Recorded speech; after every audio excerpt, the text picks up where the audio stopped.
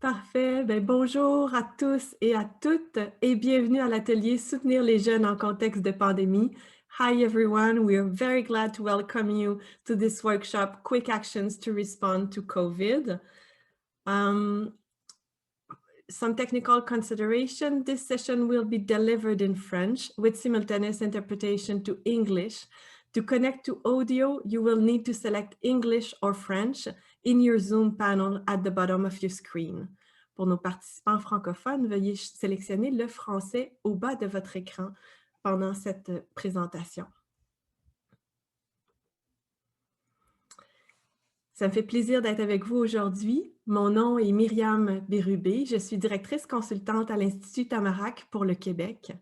Et aujourd'hui, je vous parle depuis Tiohtià:ke, qui est colonialement connu sous le nom de Montréal, qui est un lieu de rassemblement pour plusieurs Premières Nations et aussi le territoire traditionnel du peuple Kanien'kehá:ka. Alors, ça me fait très plaisir d'être aujourd'hui avec vous. Je suis accompagnée de 5 fantastiques panélistes de Laval qui ont accepté de venir partager avec nous aujourd'hui leur expérience d'adaptation de leur projet en contexte de COVID pour mieux soutenir les jeunes pendant la pandémie, les garder accrochés et motivés pendant cette période difficile. Alors, on a avec nous Véronique Saint-Louis, qui est chargée de projet pour le regroupement lavallois pour la réussite éducative, Sarah Jacques, chargée de projet pour l'escouade numérique Jeunes branchés. Elle est accompagnée de Maria Lagmary, qui est tutrice pour l'escouade numérique Jeunes branchés. Nous avons aussi Mathieu J. Aubin, qui est enseignant en adaptation scolaire au Centre de qualification et d'entrepreneuriat de Laval et qui l'accompagne Marc-Olivier Rochelot, représentant des élèves du projet La Halte Jardinière au Centre de qualification qui va vous être présenté aujourd'hui. Ils sont avec leur masque, étant donné qu'ils sont sur place, donc doivent respecter les mesures sanitaires de l'école. Un immense merci à tous nos panélistes d'être là aujourd'hui. Le déroulement, donc on va vous inviter à faire une petite activité brise-glace en vous présentant dans la boîte de conversation. On aura ensuite des présentations par chacun de nos panélistes qui vont vous permettre de découvrir comment ils ont adapté leur projet, les défis qu'ils ont rencontrés, les bons coups et les impacts sur les jeunes.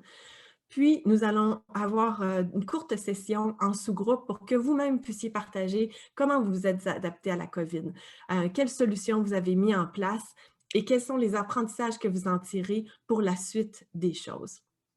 Chacun des sous-groupes va être invité à nommer un rapporteur qui va pouvoir partager les faits saillants en plénière et on va se donner quelques mots de conclusion avec nos panélistes.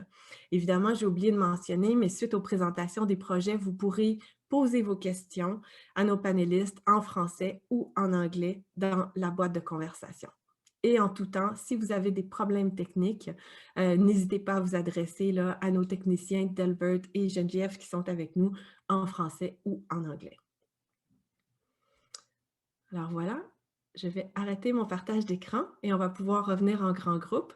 Si vous êtes à l'aise, je vous invite à ouvrir votre caméra afin qu'on puisse voir les beaux sourires de tout le monde. Voilà, je vois des caméras qui s'allument. Bienvenue tout le monde.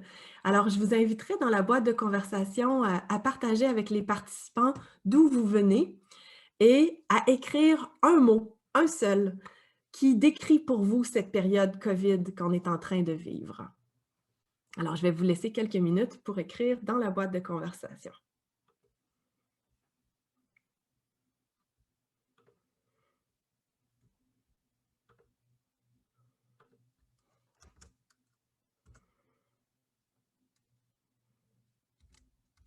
Alors, d'où vous venez et un mot pour vous qui décrit cette période COVID.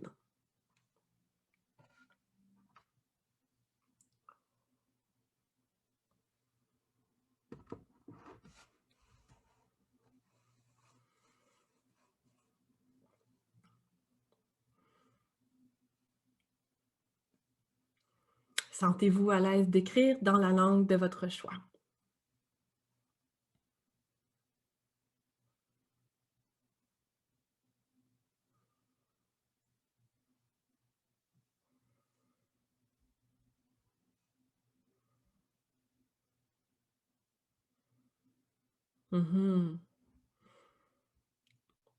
Alors, je vous laisse regarder dans le chat box. Donc, on a avec nous évidemment des gens du Québec, de Laval, de Mascouche.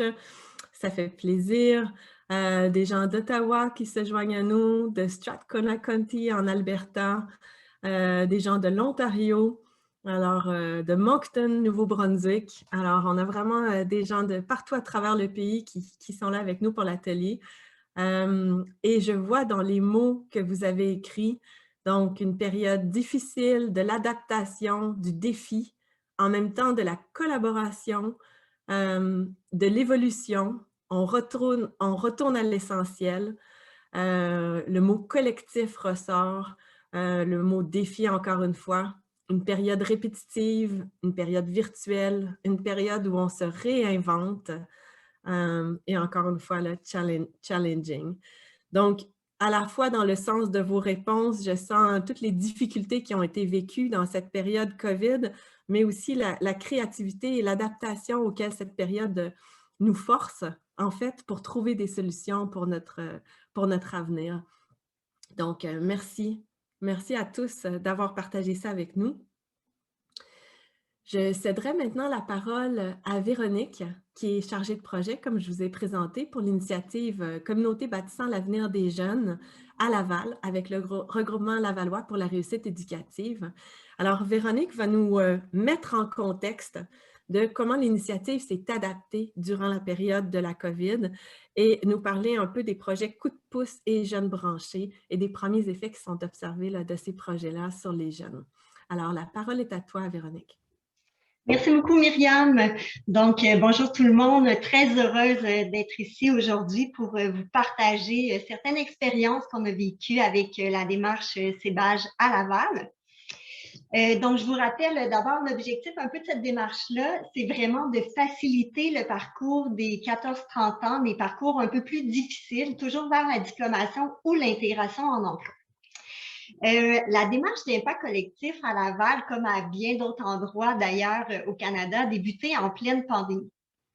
Donc, je vous dirais que le gros défi au départ, ça a été que, ben, avec la démarche d'impact collectif, au début, la première étape, c'est vraiment de voir collectivement avec tous les acteurs de plein de secteurs jeunesse quelle vision d'avenir on veut se donner.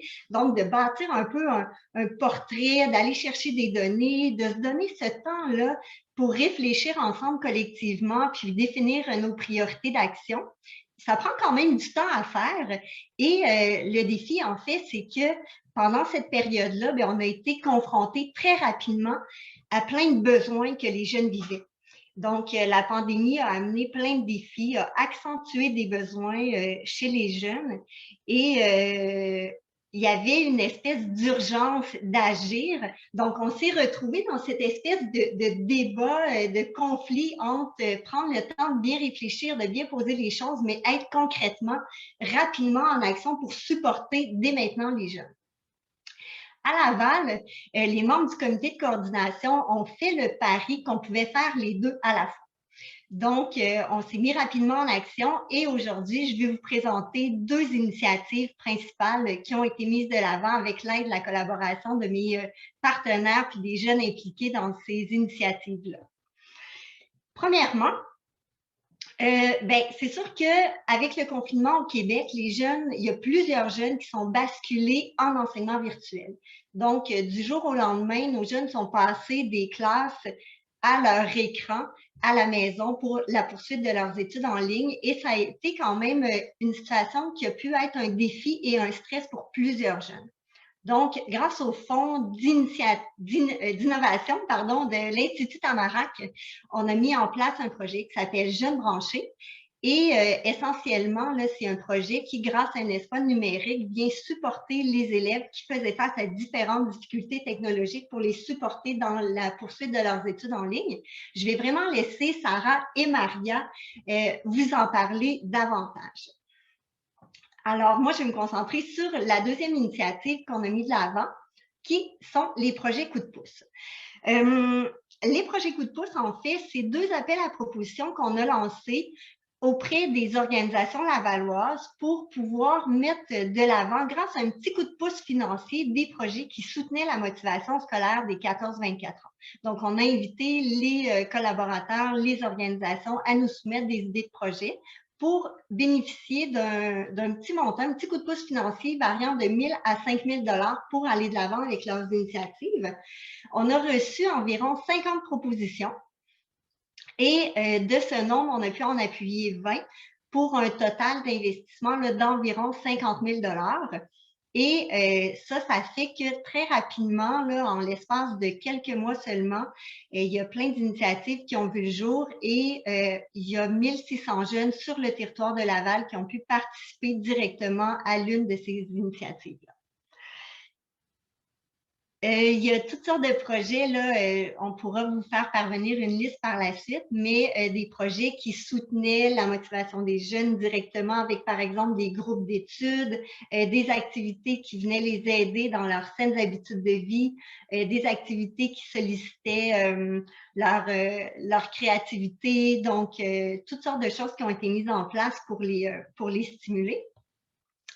Et après quelques mois là, de mise en œuvre de ces projets-là, ce que je peux vous dire, c'est que pour nous à Laval, le pari a été vraiment relevé.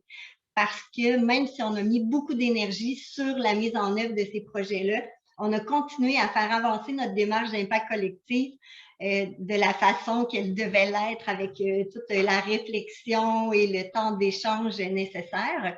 Mais je vous dirais que la mise en œuvre rapide là, des actions, ça nous a aussi permis autre chose, ça a permis de mettre en action et en pratique rapidement plusieurs principes fondamentaux de la démarche d'impact collectif. Donc, en s'adaptant aux défis qui étaient posés par cette urgence d'agir-là, puis en allant dans l'action rapidement, on a vraiment pu quand même poser des bases, je pense, solides, puis rejoindre des partenaires, puis faire vivre concrètement plusieurs principes de l'action collective. Je vous en nomme 3 pour moi qui ont été vraiment, je dirais, prioritaires là, dans ce qu'on a pu expérimenter. La première, c'est que avec tous les projets mis en œuvre, là, on a pu miser sur la contribution, sur les forces, les atouts de la communauté. Puis, avec la pandémie, on constate que souvent, on s'est senti impuissant, on n'avait pas toujours les leviers qu'on voulait, mais avec les petits coups de pouce, ça a été des leviers qui ont permis justement à plusieurs intervenants puis à des jeunes de reprendre du pouvoir, puis de se mettre en action concrètement pour pouvoir améliorer la situation qui est en train de vivre. Deuxième chose, l'implication des jeunes. Vous le savez, dans l'impact collectif, en fait, les jeunes sont au centre de la démarche, mais pas juste comme participants, aussi comme acteurs du changement. Donc, avec les coups de pouce notamment, on avait demandé aux promoteurs de nous décrire dans leur demande de financement de quelle façon ils allaient impliquer les jeunes dans la mise en œuvre des projets. Donc, il y a plusieurs partenaires qui étaient déjà dans cette perspective-là, mais je pense que ça a permis d'élargir cette pratique-là à d'autres partenaires. Puis ce qu'on souhaite, c'est que le réflexe d'impliquer les jeunes dans la mise en œuvre, dans la réflexion, vraiment dans toutes les étapes de mise en œuvre de solutions concrètes, que ça puisse être renforcé par ce genre d'initiative-là. Et la dernière chose, je dirais que ça a vraiment appuyé l'aspect d'innovation. Donc, avec tous les projets coup de pouce, puis avec Jeunes branchés, on a vu plein de nouveaux outils, des nouvelles pratiques, des nouvelles formations être mises en place, des projets pilotes qui vont se poursuivre au-delà de la pandémie. Donc, ça a été des leviers d'action, en fait, pour mettre en œuvre là, plusieurs innovations. Et ce qu'on souhaite, c'est que ces innovations-là puissent être partagées au sein de la communauté pour inspirer d'autres acteurs à se mettre en action pour des projets là, qui sont vraiment mobilisants et stimulants pour nos jeunes. Alors voilà, je vais laisser mes panélistes poursuivre parce que je pense que ce qu'il y a d'intéressant, c'est de voir concrètement, là, puis d'entendre nos jeunes aussi, quel impact ça a eu vraiment pour eux. Et je suis très contente d'avoir Sarah Maria qui vont nous parler des jeunes branchés, puis aussi Mathieu et Marc-Olivier qui vont nous parler d'un des projets coup de pouce là, qui a été mis en œuvre. Et en terminant, je dirais que ce que je retiens de tout ça, en fait, c'est que quand on met le mieux-être des jeunes au cœur de nos préoccupations, puis qu'on prend ça comme tremplin et comme appui pour prendre les décisions, on est toujours gagnant. Alors, je cède la parole à mes collaborateurs. Un immense merci Véronique pour cette très belle mise en contexte. Alors, Sarah et Maria, la parole est à vous. Bonjour, bonjour à tous. On m'a averti que je devais parler lentement. Ce n'est pas du tout dans ma nature, alors je vais faire des gros efforts pour permettre la traduction.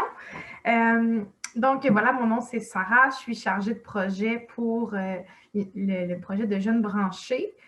Comme le dit Véronique, c'est grâce au Fonds d'innovation de l'Institut Tamarack que ce projet a pu voir le jour.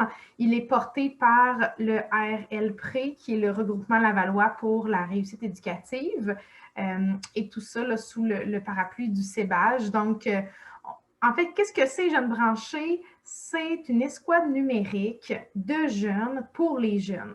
Il a été identifié comme besoin criant avec le virage virtuel, l'école à la maison, que les jeunes avaient beaucoup de soucis de connexion. C'est pas tout le monde qui, du jour au lendemain, était prêt à s'installer, faire l'école à la maison, avoir une pièce dédiée, une connexion Internet, un ordinateur. Donc, Jeunes branchés est arrivé pour dire, on va mettre en place des outils, des solutions et un filet de sécurité pour ces jeunes-là qui se retrouvent propulsés dans le monde virtuel.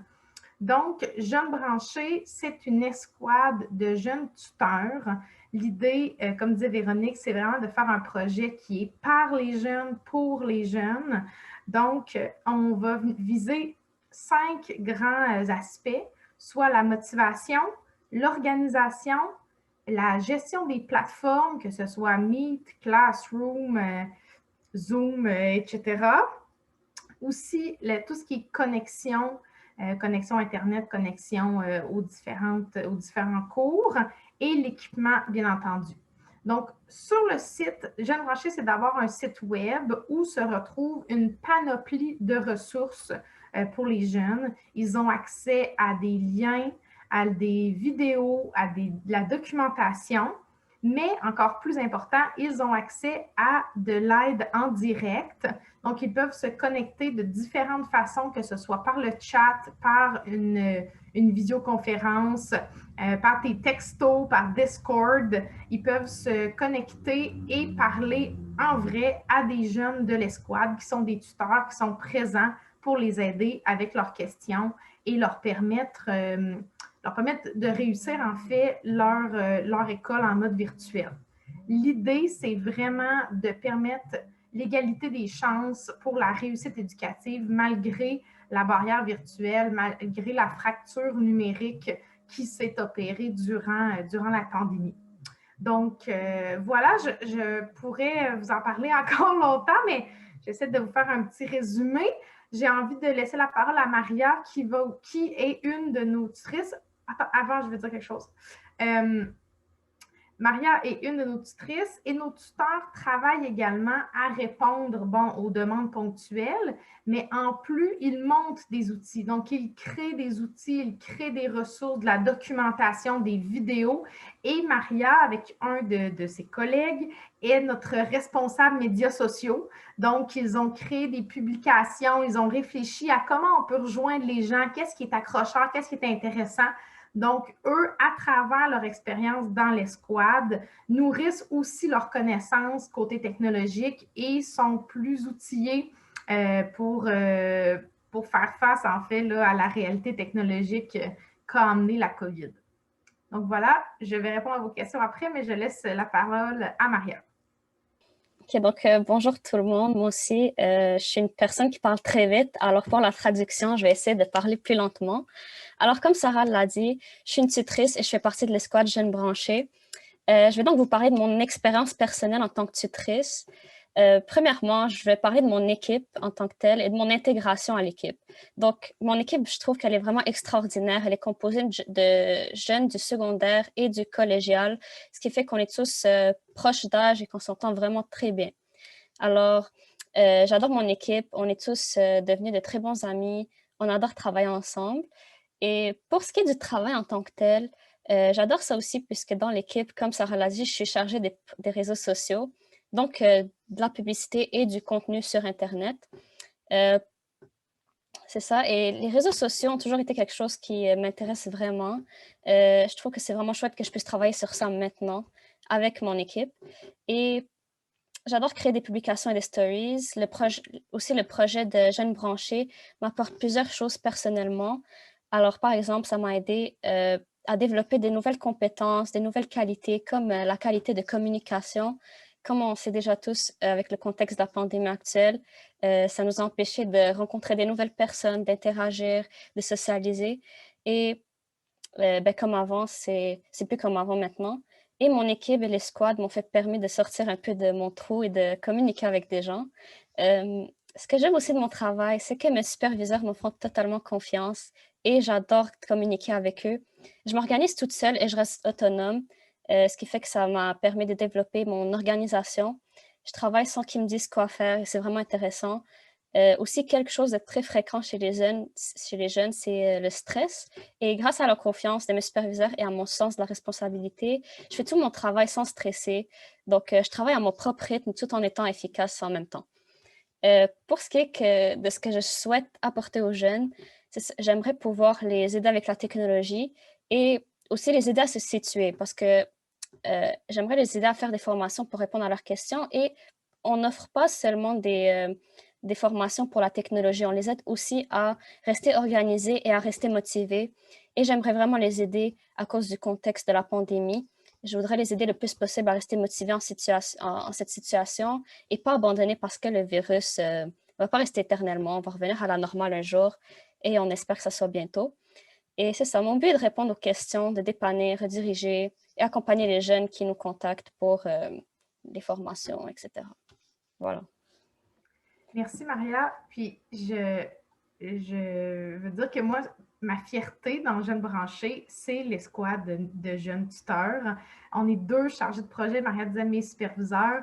Dans le fond, on est 2 chargés de projet dans cette belle aventure. Et à chaque fois qu'on a une rencontre avec le groupe de jeunes, on vient de là, on dit « Ah, mais ils sont donc ben le fun! Ils sont super impliqués, ils sont motivés. » Les réunions, on a une réunion une fois par semaine, tous les vendredis. J'ai l'impression que tout le monde attend à ça. On a comme hâte de se reparler le vendredi. C'est vraiment un lien qui a été créé. Puis, comme dit Maria, je trouve que c'est une super belle...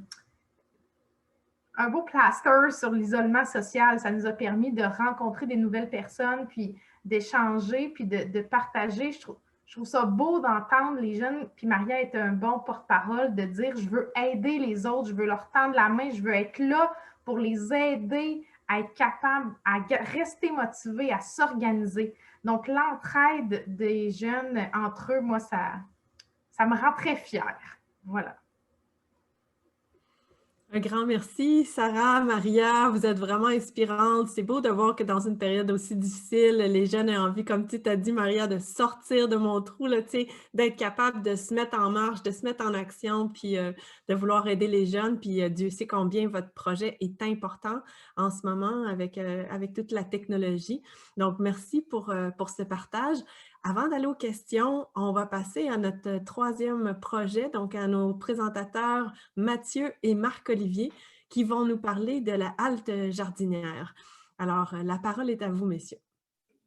Bonjour tout le monde, bien heureux d'échanger avec vous aujourd'hui. On s'excuse à l'avance du bruit de fond. On est en pause présentement entre 2 cours et on est dans une école secondaire, donc ça se peut qu'il y ait comme une trame de fond, mais ça va s'arrêter bientôt. Puis en même temps, j'aimerais dire qu'on est chanceux de pouvoir être dans nos écoles présentement.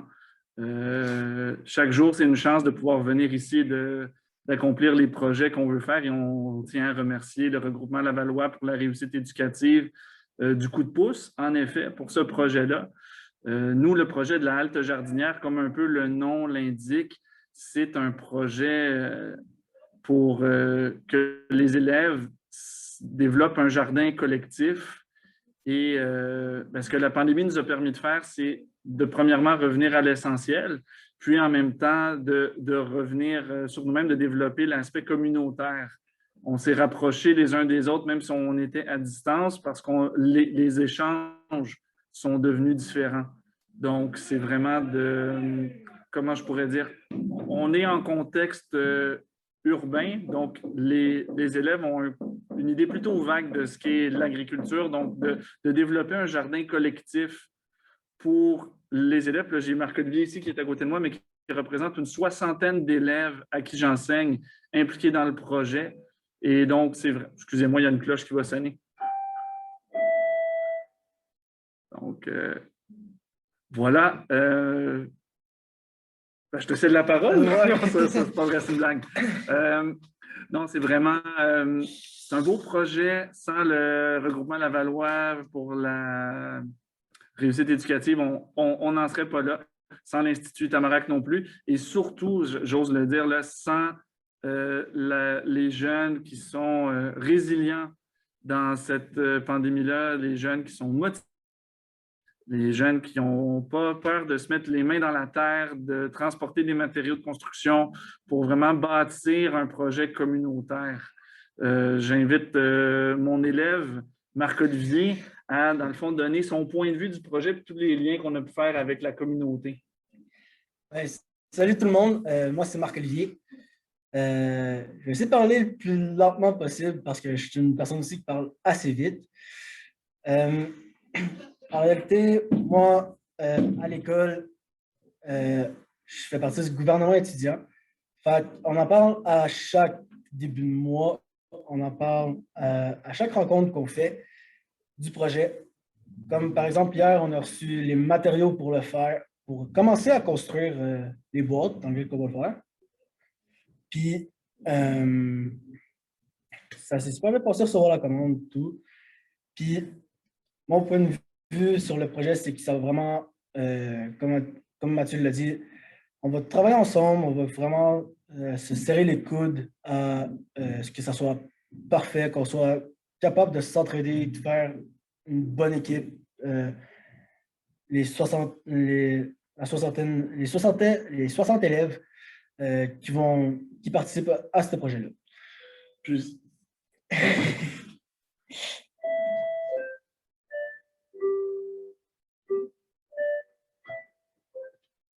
Si je peux ajouter, les élèves sont impliqués dès le début du projet. J'étais avec le groupe de Marc-Olivier quand on a soumis la demande de projet pour l'appel d'offres des projets coup de pouce. C'est les élèves qui gèrent les inventaires, reçoivent les matériaux, passent les commandes, contactent les politiciens locaux. On a même pu, ça a l'air étrange de concevoir un jardin collectif en milieu scolaire, mais il n'y a pas d'école durant l'été. C'est pour ça qu'avec les élèves, on a approché une résidence pas loin de l'école, puis on a formé un comité de citoyens qui vont venir s'occuper de nos fruits et de nos légumes qui vont pousser durant tout l'été pour les remettre à des organismes communautaires dans la ville. Puis, à notre retour au mois d'août, quand les récoltes se continuent encore, on est une école entrepreneuriale, le Centre de qualification professionnelle et d'entrepreneuriat de Laval. On gère nous-mêmes notre cafétéria. C'est des élèves en stage qui s'occupent de restaurer les élèves sur les dîners pendant les collations. Et la nourriture locale, bio, va être réinvestie dans le service de café étudiant et dans nos stages en cuisine. Donc, c'est vraiment un projet qui est intégré dans la culture de notre école, puis, comme on a dit plus tôt, c'est un retour à l'essentiel, la pandémie, mais c'est surtout un retour pour nous vers la communauté.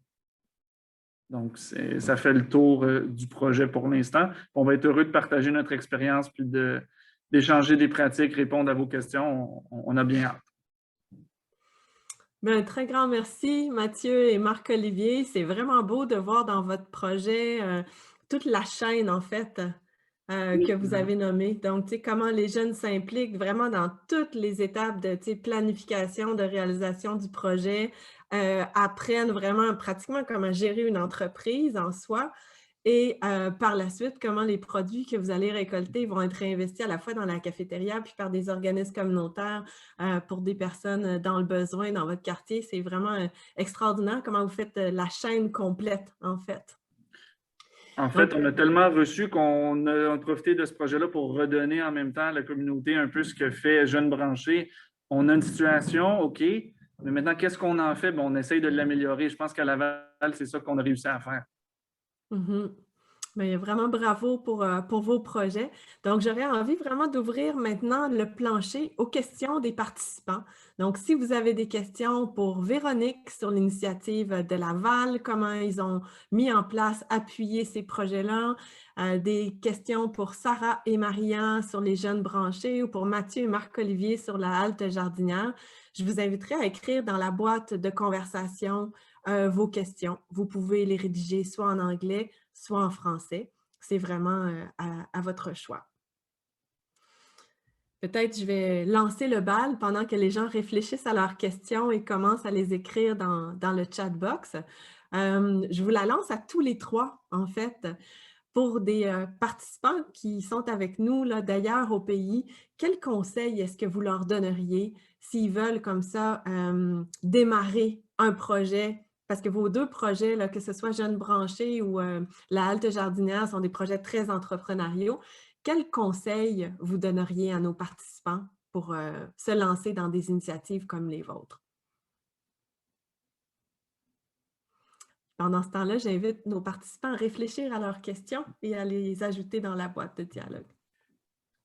Peut-être si je peux me permettre une première piste de réponse. Oui.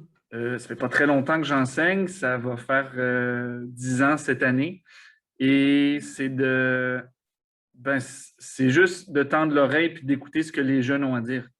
Moi, c'est ça que j'ai fait dans mon cas. L'initiative est venue des élèves. C'est sûr que j'avais une affinité pour ça, mais reste que faire preuve d'écoute, faire preuve de patience, puis comme on le voit aujourd'hui, faire confiance à notre jeunesse, à des élèves comme Marc-Olivier ou à des gens comme Maria qui s'impliquent dans un projet, c'est de faire confiance à la jeunesse.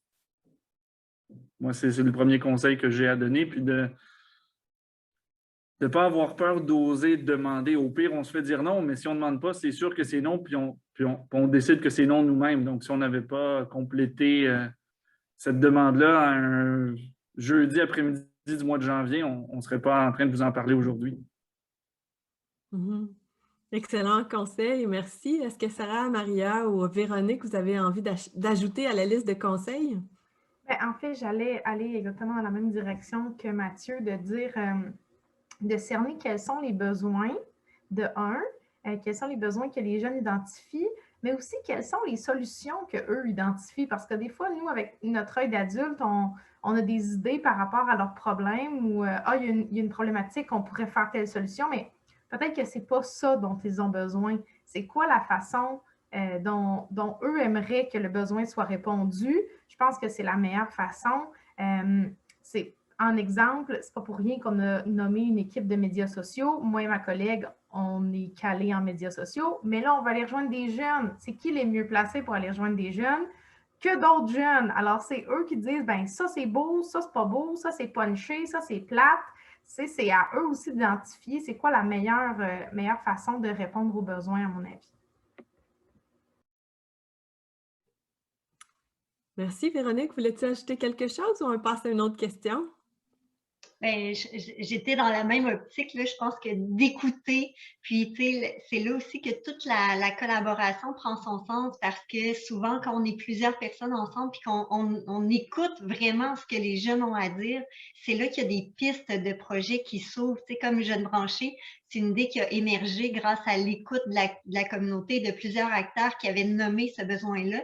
Et puis après, ben, c'est juste d'avoir le courage d'innover puis d'essayer des choses. Puis des fois, ben, les choses ne donnent pas les résultats qu'on avait escomptés au départ, mais ça peut donner d'autres résultats qui amènent à d'autres résultats puis qui sont en bout de ligne encore plus payants. Tu sais.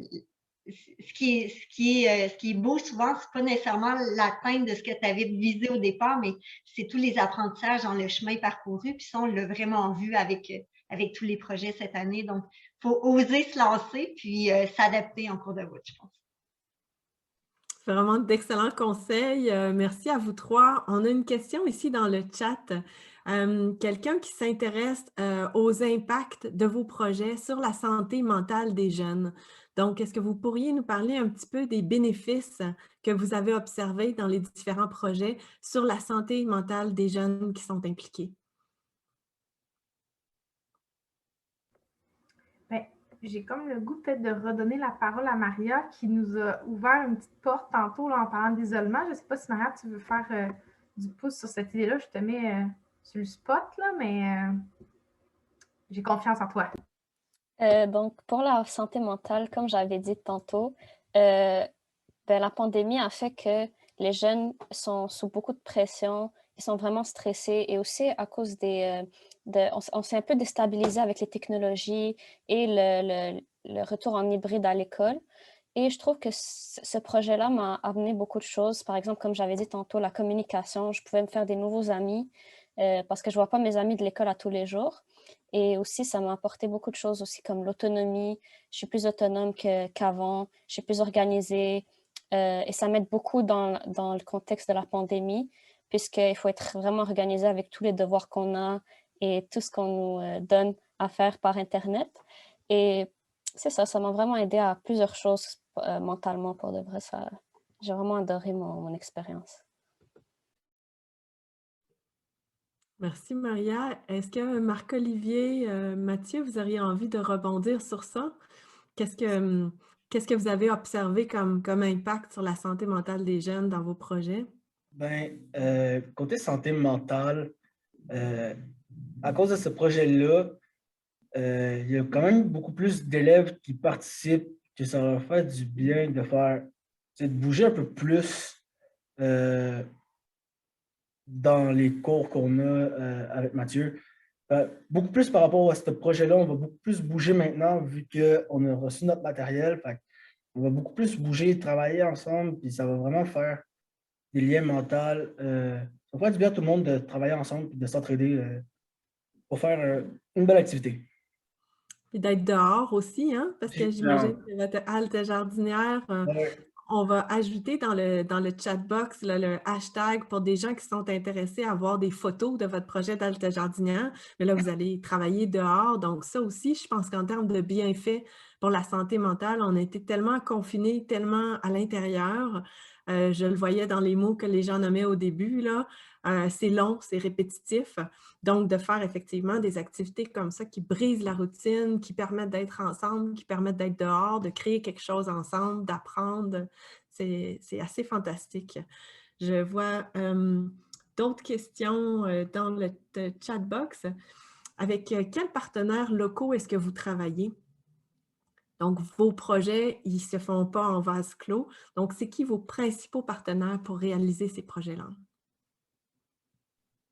Peut-être nous, pour commencer, on a commencé par contacter, comme Marc-Olivier disait, au gouvernement étudiant. On a la chance depuis 4 ans d'avoir une démocratie étudiante au centre de qualification.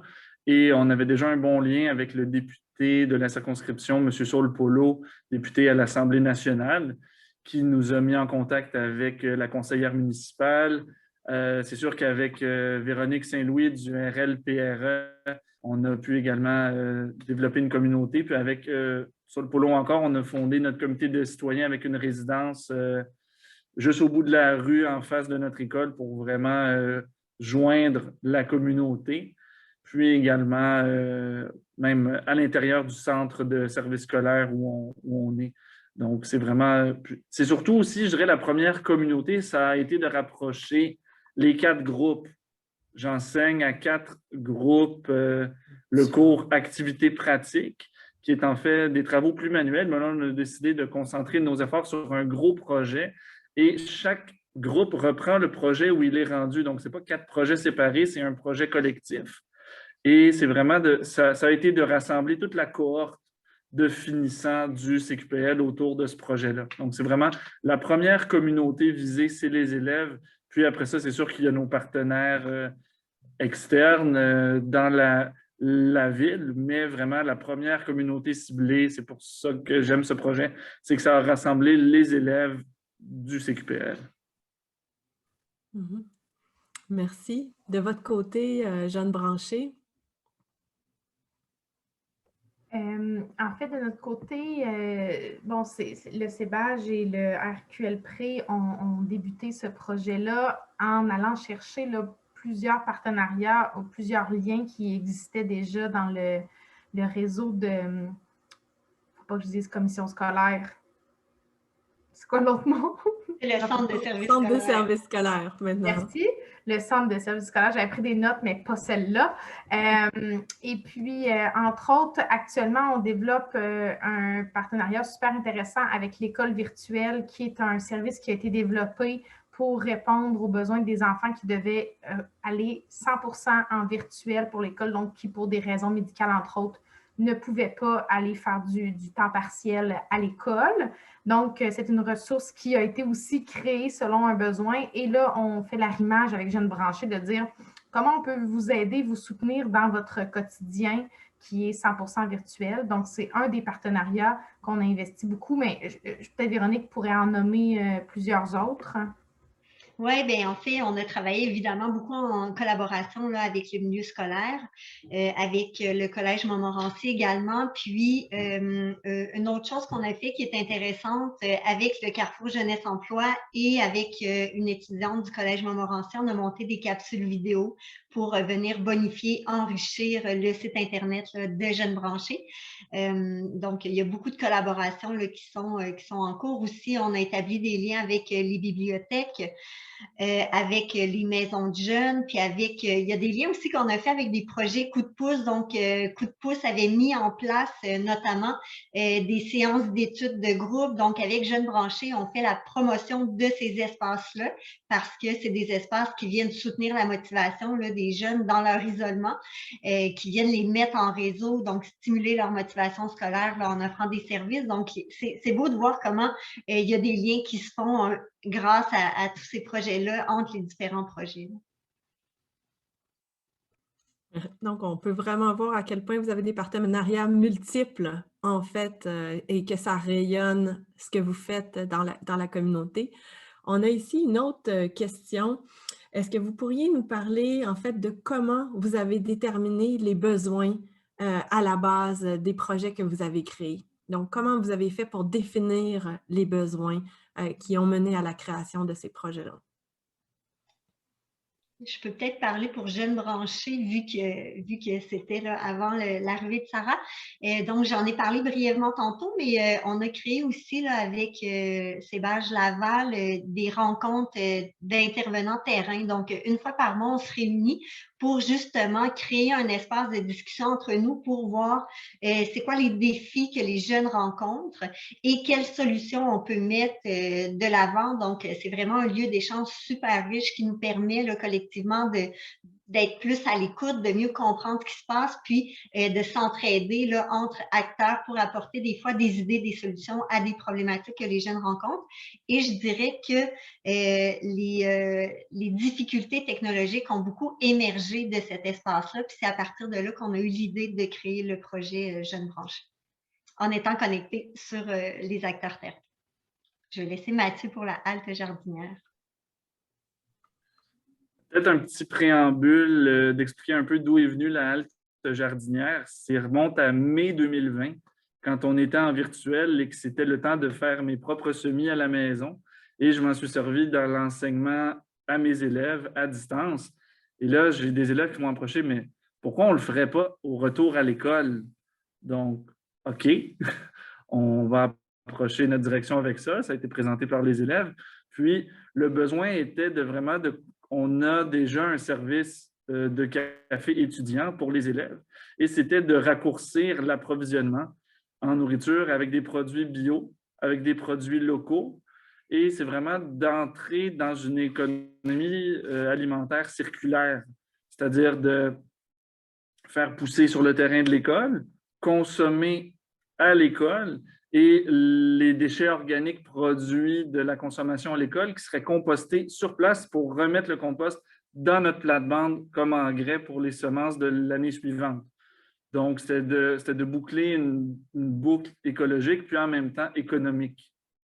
C'est de là est venu nos besoins pour la halte jardinière. C'était vraiment de l'intégrer dans notre culture d'école et également l'été, étant donné que c'est là que le jardin est le plus productif, de rendre à la communauté histoire qu'il y ait le moins de pertes possible. Parfait, merci. On va prendre une dernière question dans la boîte de discussion avant d'aller dans nos sous-groupes. est-ce qu'il y a des idées ou des discussions pour faire évoluer et faire grandir ces projets à Laval ou même au-delà? Quelles seraient les prochaines étapes? Je peux dire un petit mot peut-être. C'est sûr qu'avec les projets Coup de pouce, je vous en ai parlé tantôt, on a 20 belles initiatives qui ont été mises de l'avant. C'est sûr que ce qu'on veut, c'est pouvoir les faire rayonner auprès des autres acteurs. Donc, ça, c'est quelque chose qu'on va pouvoir faire là, dans les semaines, mois à venir avec... c'est sûr qu'il y a beaucoup de projets qui sont en cours actuellement. Donc, il va y avoir une première évaluation de tout ça. Mais déjà, j'ai commencé à recevoir des témoignages vidéo, par exemple, de jeunes qui partagent leur expérience. Donc, on va travailler fort de notre côté pour voir à faire connaître ces initiatives-là à Laval, puis voir comment ça peut inspirer d'autres acteurs. Puis, pour le projet Jeunes branchés, ben, c'est sûr que c'est un projet qu'on a mis en place là d'abord pour répondre aux besoins des élèves, des étudiants, mais ce qu'on constate, c'est qu'à Laval, il y a aussi des besoins au niveau d'une fracture numérique plus large au niveau de la communauté.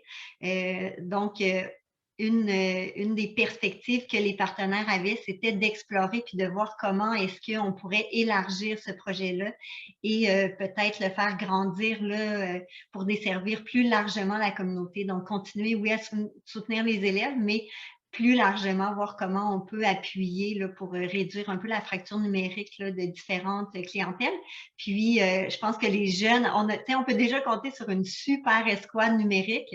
Donc, ce qu'on voudrait, c'est continuer à leur donner du boulot puis leur permettre de mettre à profit toute leur expérience, toute leur connaissance pour venir soutenir d'autres personnes dans la communauté qui pourraient avoir des besoins à ce niveau-là.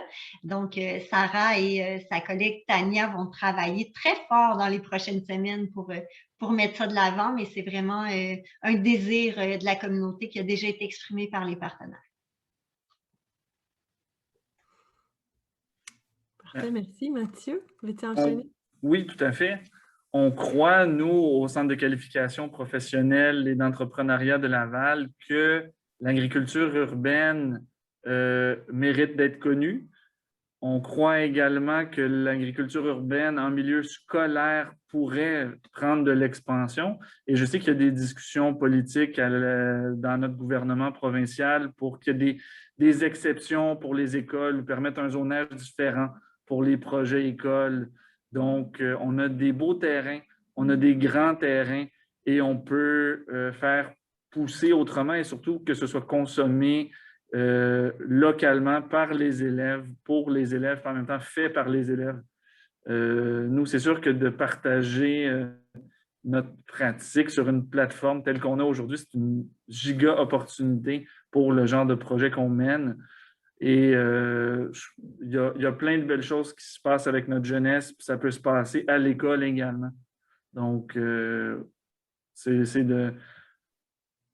sûr que nous, on ne peut pas faire un plus gros jardin que ce qu'on a présentement, mais si on peut exporter le modèle et l'implanter dans d'autres écoles au Québec ou ailleurs au Canada, ça nous ferait extrêmement plaisir. Mm-hmm. Oui, c'est vraiment très inspirant. Puis oui, effectivement, il y a surtout avec tous les enjeux autour de la transition socio-écologique, un énorme potentiel de développement pour des initiatives d'agriculture urbaine comme la vôtre. Donc, ce serait fantastique si d'autres communautés peuvent bénéficier de votre expérience et des apprentissages que vous avez faits en cours de route. Donc, merci beaucoup pour ces questions-réponses. Merci à nos participants. Je vais maintenant repartager mon écran pour vous présenter les questions qui vont nous animer dans les prochains... Donc, dans les prochains 20 minutes. Voilà, vous devriez voir apparaître à l'écran les questions. Donc, I hope you had great discussions. I believe the French-speaking group sort of shared among themselves some of their learning. We had a very active conversation, and I think Mathieu and his group has as well. So I would invite the people reporting back, I'm speaking English, the people reporting back to share some of the highlights from their conversation.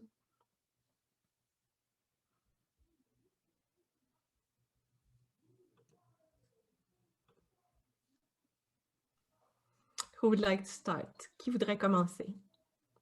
Je pourrais y aller. Est-ce que je le fais en français ou en anglais? Comme tu veux. OK.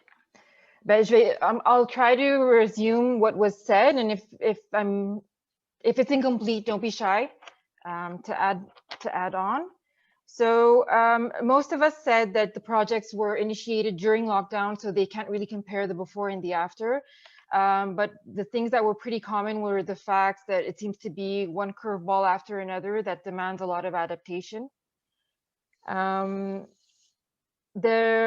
We all kind of found that reaching youth was more difficult because, especially during lockdown and with the restrictions, people are scared. They don't really want to leave the house. They don't want to take risks or try new things.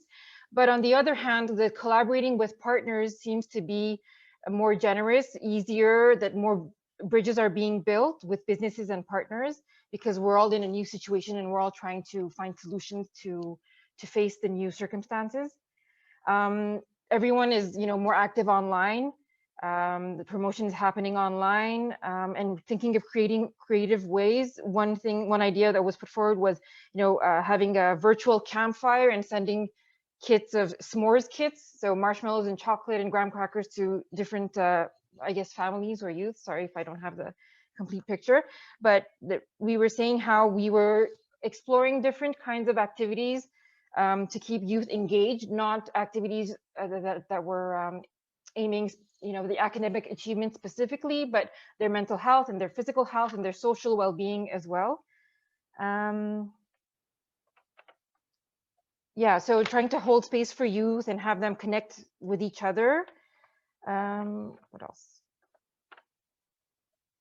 So also, including youth as much as possible, whether it's with the decision making, or the thinking about the activities, or trying to figure out what their needs were, and trying to be more connected to what the youth's wishes are.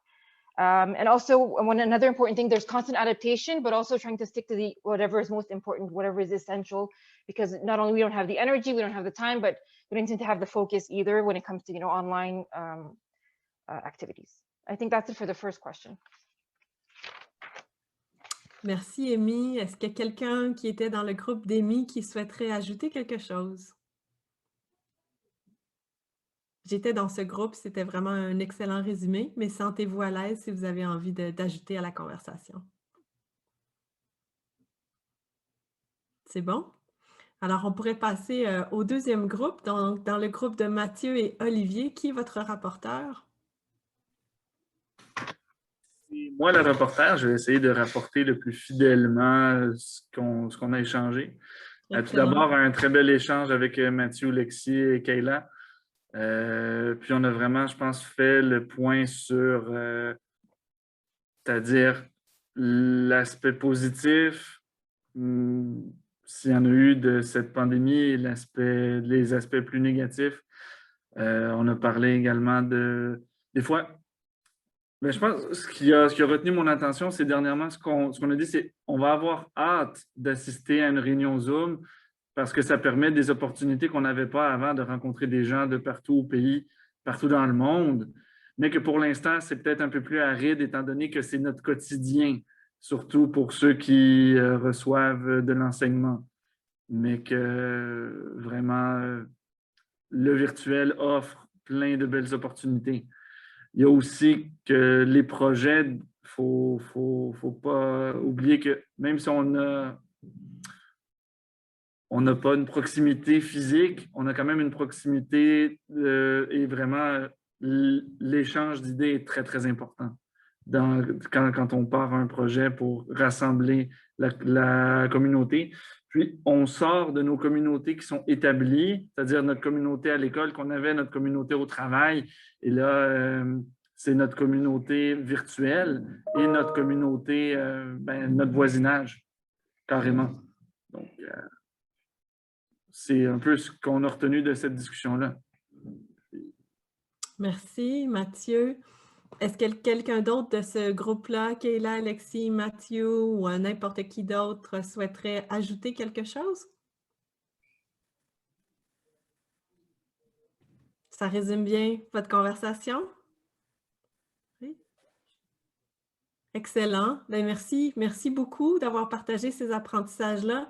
Effectivement, je pense que ça nous donne des bons éléments pour pouvoir rebondir dans la période post-COVID là, qu'on va amorcer bientôt, on l'espère, avec la vaccination et où on va être, je l'espère, plus fort de tous les apprentissages qu'on va avoir faits, que ce soit au niveau de la mobilisation des jeunes, de l'adaptation de nos projets, des nouvelles pratiques de collaboration que vous avez nommées, de se centrer sur les priorités, puis de considérer aussi le jeune comme une personne vraiment dans son entièreté, dans toutes ses dimensions à la fois, plutôt que d'essayer de segmenter souvent selon les problèmes ou les enjeux. Donc, tout ça, c'est vraiment des très, très beaux apprentissages qu'on peut garder avec nous pour la suite. Pour conclure, j'inviterai nos panélistes à partager avec nous un mot de la fin. Ça peut être quelque chose que vous retenez des échanges qui viennent d'avoir lieu ou simplement un espoir que vous avez pour la suite des choses puis que vous souhaitez partager avec les participants. Qui aimerait commencer? Bien, je peux commencer. Vas-y, Sarah. Moi, ce qui me touche beaucoup là-dedans, c'est de voir à quel point le lien social est important. Puis on se rend compte en faisant des bilans comme ça que on pense qu'on vit un peu tout seul, de se dire je souffre de cet isolement-là, mon Dieu, c'est difficile sur la motivation, sur le lien avec les autres. Puis plus on en parle, plus on lève ce sujet-là, plus on se rend compte qu'en fait, tout le monde vit ça. Et tout le monde a à cœur de réintégrer le lien social, de maintenir ça et de faire des efforts.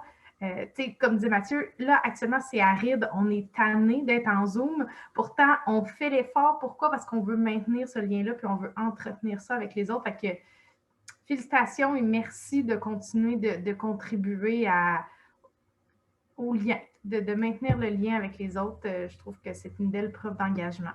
Bravo et merci. Merci, Sarah, pour ce bel encouragement, ce mot d'espoir. Quelqu'un dans les panélistes a envie d'enchaîner? Moi, ce que je dis à mes élèves, ce que je dis à mes collègues et ce que je dis à mes filles et à mon épouse, il y a toujours une solution, même si on ne la connaît pas encore. Donc, il a fallu se tourner vers le virtuel du jour au lendemain. Ça ne s'est pas fait sans écueil au début, mais on a réussi à le faire maintenant. Maintenant, il y a des protocoles de connexion pour à peu près tout. On est capable de beaucoup de choses, il faut juste se donner les moyens de trouver la bonne solution. Vas-y. Je vais juste rajouter quelque chose par rapport à ce que Mathieu dit. C'est comme si on est bloqué par un mur, on va tout faire pour être capable de passer par-dessus. On va mettre toute notre énergie pour être capable de foncer tête droit, pas tête baissée, savoir où c'est qu'on s'en va, puis vers où c'est qu'on veut arriver. On a un objectif, puis on veut l'atteindre. C'est ça l'objectif de tout le monde en ce moment, de juste être partout à la même hauteur. Oui, regardez droit devant, c'est très beau. Véronique, Maria? Alors, pour ma part, moi, mon espoir, c'est que, puisque ça achève bientôt l'année scolaire, j'espère que l'année prochaine, ça ne va pas rester en virtuel. J'espère qu'on va pouvoir avoir des nouvelles interactions avec d'autres gens et que mon mot d'espoir, ça serait que la pandémie arrête bientôt pour qu'on puisse retourner à la normale comme avant. Et je trouve que c'est bien de se serrer les coudes comme on le fait en ce moment, de combattre tous ensemble parce qu'un jour, on va y arriver puis on va retourner à la normale comme avant. Merci, Maria. Le mot de la fin pour toi, Véronique. Oui, je vais surfer sur le se serrer les coudes. Je pense que la pandémie, ça a démontré quand même beaucoup de résilience, à quel point les gens ont cette capacité de s'adapter, puis de garder les liens vivants. Tout ce que vous avez dit, on dirait que ça porte vraiment bien le mot de la fin. Là. Comment est-ce qu'on peut s'adapter, on peut garder les liens vivants, on peut garder l'espoir, collaborer ensemble. Puis, cette situation-là va nous avoir permis d'apprendre énormément sur nous aussi, puis sur cette capacité qu'on a. Puis, je pense qu'au-delà de tout ce qu'on a vécu, ce qui est beau, c'est que tout le monde a gardé le focus sur l'importance de construire ensemble quelque chose d'encore plus grand, puis de voir comment on peut supporter les jeunes avec les jeunes, puis s'impliquer, puis on perd pas de vue ces objectifs-là, on fait juste trouver des nouvelles routes en fait. Puis il y a tout le temps des nouvelles routes à explorer. Puis cette année, ben, on en aura marché beaucoup des nouvelles routes. Puis en bout de ligne, ça va faire juste des nouveaux chemins à ajouter à ce qu'on connaissait déjà. Fait que, comme disait Mathieu, tu sais, là, oui, on est tanné, on est tout le temps là-dedans, mais il y a plein de nouvelles opportunités qui sont ouvertes pour continuer à garder les liens actifs, pour rester créatif, pour s'adapter. Puis oui, espérons que bientôt, quand même, malgré tout, on va pouvoir se réunir parce que ça nous manque d'être ensemble pour vrai. Mais merci d'avoir été là aujourd'hui, d'avoir partagé ce moment-là avec nous. Puis je trouve que ça donne quand même espoir de voir tout le monde réuni puis qu'il y a le goût de se serrer les coudes pour continuer à aller de l'avant. Merci Véronique, c'est vraiment un très beau mot de la fin. Encore une fois, aux panélistes, vous avez été inspirants pour nous aujourd'hui. Merci aux participants d'avoir partagé aussi de façon très ouverte et authentique vos apprentissages puis ce qu'on retient pour la suite pour passer à travers cette période. J'ai quelques petites annonces à vous faire. Donc, on vous invite, lorsque vous allez quitter l'atelier, à aller dans l'espace House Space pour écrire un mot de réflexion sur quelque chose que vous retenez de cet atelier. Donc, on vous invite vraiment à le faire. Et puis maintenant, il y a 2 options qui s'offrent à vous. Donc, après l'atelier, vous pouvez prendre une pause bien méritée ou vous pouvez joindre le lobby où il va y avoir un espace de réseautage informel si vous avez envie de vous connecter avec les autres participants. Et on vous invite à vous rejoindre à nous de nouveau à 17h45. Il va y avoir une superbe performance de jeunes artistes qui va être, elle, suivie d'un panel pour la soirée. C'est une soirée vraiment qui est dédiée particulièrement aux jeunes. Alors, on vous invite à rester avec nous pour la suite de notre programmation. Alors, encore une fois, un immense merci à tout le monde. Et puis, je vois dans la conversation, dans la boîte de conversation, que Delbert nous remet les liens si vous voulez en savoir plus sur le regroupement Lavallois, sur la halte jardinière, sur le projet de jeunes branchés et sur Tamarack. Donc, tous les liens sont là pour vous. Et puis, tous les enregistrements et les ressources qui sont partagées pendant l'événement vont rester sur HouseSpace pendant 30 jours. Si vous souhaitez les consulter, si vous n'avez pas eu la chance d'assister à des ateliers, à des plénières. Donc, il est vraiment possible d'avoir accès à toutes les ressources qui ont été présentées aujourd'hui. Alors, encore une fois, merci à tout le monde et bonne fin de journée. Au revoir.